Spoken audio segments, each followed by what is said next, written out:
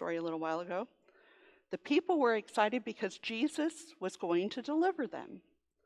They had been awed by Jesus' miracles. They'd seen what all they had done and what he was capable of doing. They had heard his authoritative teaching. And so now the situation reaches a climax. And they were expecting to be awed by a great display of power. They expected him to overthrow the Roman Empire.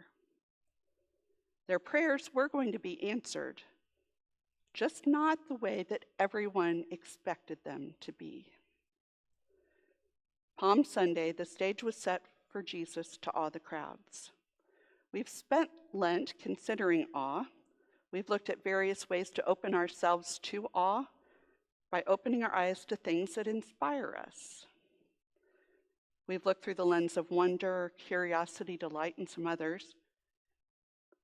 And so today we're looking at the final one, self-giving.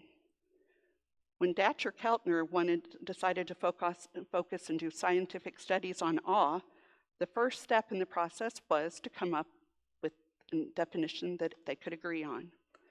Keltner and his collaborator, Jonathan Haidt, came up with this definition.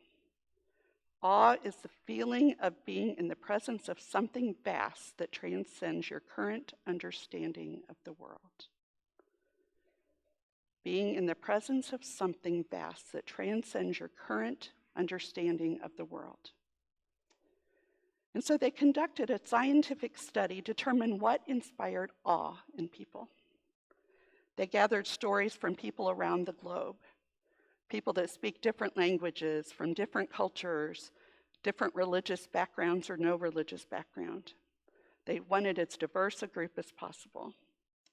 And so they collected all these stories, and they discovered that people were awed by a number of things: nature, music, visual design, like a building that totally was just magnificent that inspired them. Of course, spirituality and religion were one of those. Life and death, they find people experience awe even at times of the death of a loved one.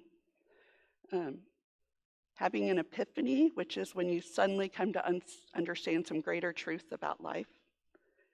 And then there's collective effervescence, is what they called it. It's being part of an event that merges people into a collective group. You might think about a wedding or a graduation, sports celebrations, those victory things, the team wins a championship and there's this great celebration.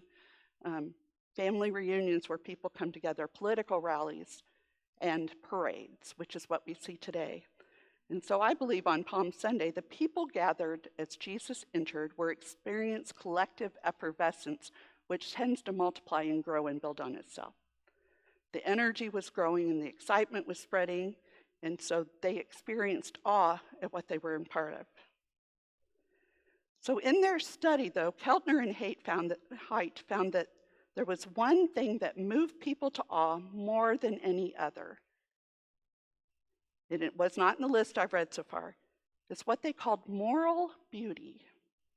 People were moved when other people's courage and kindness and strength and overcoming, somebody did something above and beyond, something that they shouldn't have been able to do, especially for other people. And that was what moved people to awe most frequently. It's what we would call, as Christians, we would call self-giving. Self-giving leads people to awe. A sense of awe creates this feeling of what is called the small self. Whoops. So normally we have this feeling of being independent and in control, and it helps us feel that we're part of, how we normally feel, but awe takes us beyond that and makes us feel small. It helps us realize that we're part of something larger than ourselves. And at that point, we're more willing to also give of ourselves for others. So the self-giving causes awe, and the awe leads us to self-giving.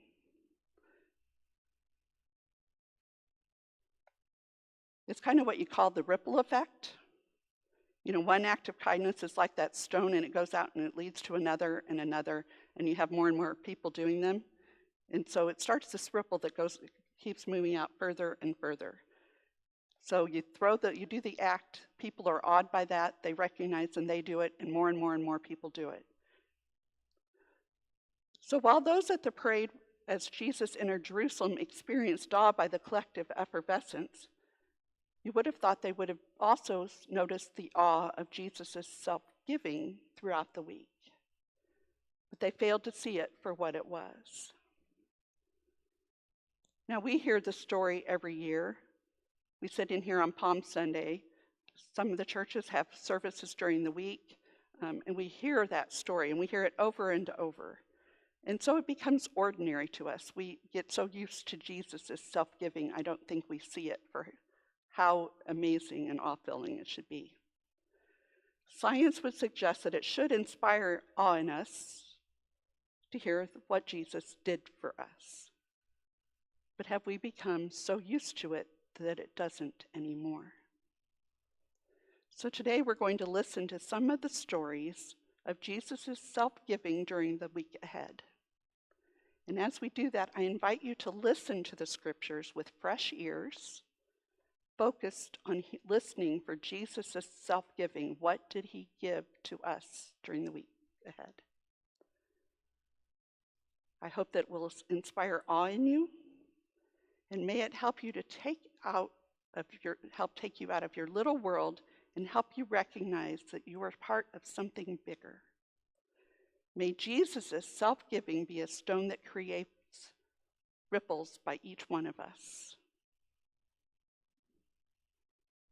St. Francis of Assisi said this, "O divine Master, grant that I may not seek to be consoled as to console, to be understood as to understand, to be loved as to love, for it is in giving that we receive, it is in pardoning that we are pardoned, it is in dying that we are born to eternal life." Think about that. All those things lead to self-giving, putting others before ourselves. So first we're going to stand and sing, and then I invite you to listen to the stories of Jesus listening for his self-giving.